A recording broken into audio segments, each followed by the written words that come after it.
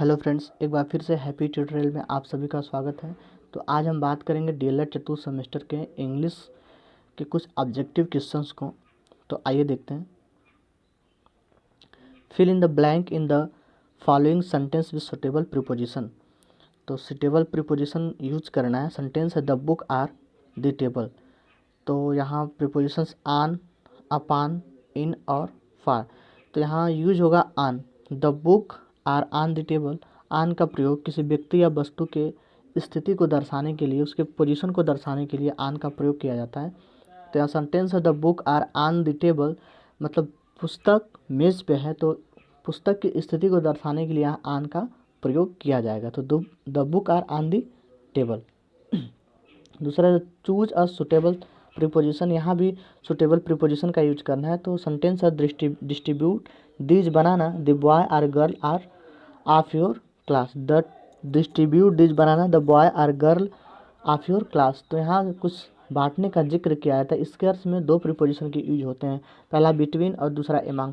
तो बिटवीन का प्रयोग दो व्यक्तियों के लिए किया जाता है, दो या नॉर्मली तीन व्यक्तियों के लिए बिटवीन का प्रयोग किया जाता है, लेकिन यहाँ बहुत सारे बच्चों या बच्चों में कुछ बांटने का जिक्र किया है, तो इसमें यहाँ एमांग का प्रयोग है। एमांग का प्रयोग नॉर्मली ज़्यादा लोगों के लिए किया जाता है, तो यहाँ एमांग होगा। अगला है we have won the match. We have won the match, this type of sentence is this. तो यहाँ पूछा है we have won the match, इस किस प्रकार का सेंटेंस है। तो इस सेंटेंस में कोई निगेटिव वर्ड तो दिख नहीं रहा है, तो ये निगेटिव होगा नहीं, और ना ही कोई इंट्रोगेटिव वर्ड दिख रहा है, तो नॉर्मली सिंपल सी बात है कि इंट्रोगेटिव सेंटेंस भी नहीं होगा। यहाँ बात हो रही है we have won the match, कि हमने मैच जीत लिया। यहाँ पॉजिटिव थिंकिंग जैसे आ रही है कि we have won the match, तो यहाँ पॉजिटिव सेंटेंस होगा। अगला है he did not write a letter. He did not write a letter, this type of sentence is this. तो इसमें पूछ रहा है किस प्रकार का सेंटेंस है। तो यहाँ हमको सेंटेंस में पहले ही नॉट दिखाई दे रहा है, तो जाहिर सी बात है क्या यहाँ निगेटिव सेंटेंस होगा। ना पॉजिटिव नहीं होगा, ना इंट्रोगेटिव होगा, तो क्या होगा negative sentence. Which of the following sentence is correct. Which of the following sentence is correct. कुछ सेंटेंस दिए गए हैं और हमको उसमें देखना है कि कौन सा सेंटेंस करेक्ट है।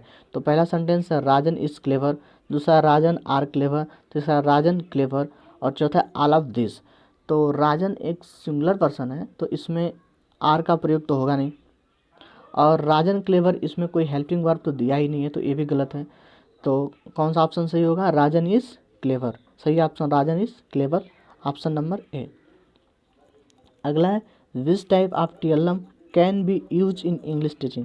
This type of TLM can be use in English teaching. तो इंग्लिश टीचिंग के लिए किस प्रकार का टीएलएम यूज किया जाता है। तो colours, food, flowers, all of this, इन सभी प्रकारों का टीएलएम यूज किया जा सकता है। अगला how many type of conjunction are found. How many type of conjunction are found. तो ये दो प्रकार के होते हैं, सब ऑर्डिनेट और कोऑर्डिनेट। ऐसे मुख्य रूप से अगर देखें तो कंजक्शन तीन प्रकार के होते हैं, लेकिन हम दो प्रकार के यहाँ की बात करेंगे, सब ऑर्डिनेट और कोऑर्डिनेट कंजक्शन की। अगला है उसके पास तीन कार हैं। उसके पास तीन कार हैं, तो यहाँ सेंटेंस सही होगा he has three cars. He has three cars. यहाँ हैव तो होगा नहीं, क्योंकि बहुत सारी कार्स की बात की रही है। यहाँ भी हैव ऑप्शन है, तो यहाँ भी हैव होगा नहीं। यहाँ हैज़ और यहाँ हैज़ है और यहाँ भी हैज़ है, लेकिन यहाँ देखा जाए तो यहाँ थ्री कार्स हैं, लेकिन यहाँ बस कार्स दिया गया, इसकी वजह से भी सेंटेंस गलत है। तो सही कौन सा ऑप्शन होगा, option number A, he has three cars. अगला सेंटेंस है वह स्कूल कभी नहीं जाता है। वह स्कूल कभी नहीं जाता है, यह सेंटेंस है।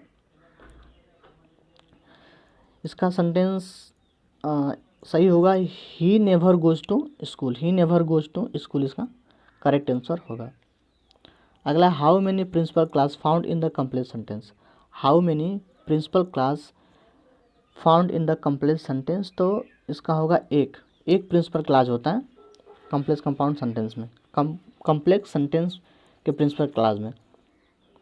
अगला है translation cum grammar method is also known as. Translation cum grammar method is also known as classical method. इसका सही ऑप्शन होगा क्लासिकल मेथड। अगला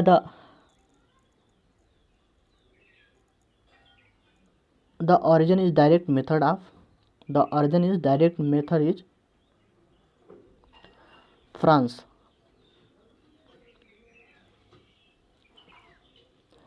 अगला है which is the following complete the sentence. तो इसका कंप्लीट सेंटेंस क्या होगा? Hardly had I reach the station when the train left, यहाँ होगा व्हेन।